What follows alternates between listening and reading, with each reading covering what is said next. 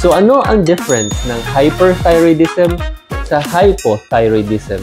So first, pareho sila na thyroid hormone problem. Ngunit ang hyperthyroidism ay mataas ang thyroid hormone. Ang hypothyroidism ay mababa ang thyroid hormones. Ang thyroid hormones ay important for metabolism ng ating katawan. So gusto natin normal ang thyroid hormones. So pag hyper, mabilis pumayat. Kahit kain ng kain, pumapayat pa rin.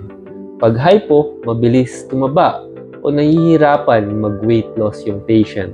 Pag hyper-anxious, usually yung patient, aligaga, hindi mapakali. Pag hypo, mabagal yung patient, poor yung memory. Pag hyper, mabilis mainitan yung patient o pawisin. Pag hypo, mabilis lamigin yung patient or may cold intolerance. Pag hyper, pawisin yung patient. Pag hypo, usually dry yung skin. Pag hyper, mabilis yung tibok ng puso. Pag hypo, mabagal usually yung tibok ng puso.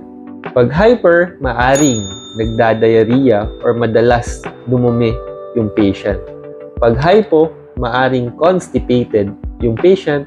Pag hyper, maaring nahihirapan matulog yung patient. Pag hypo, maaring tulog ng tulog yung patient.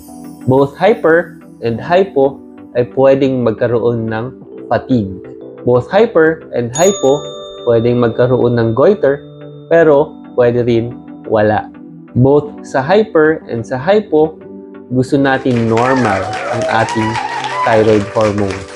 Ang tests for thyroid hormone problems ay usually blood test lamang. Mas maigi magpatingin sa iyong doktor para hindi masayang yung lab tests nyo and yung oras nyo.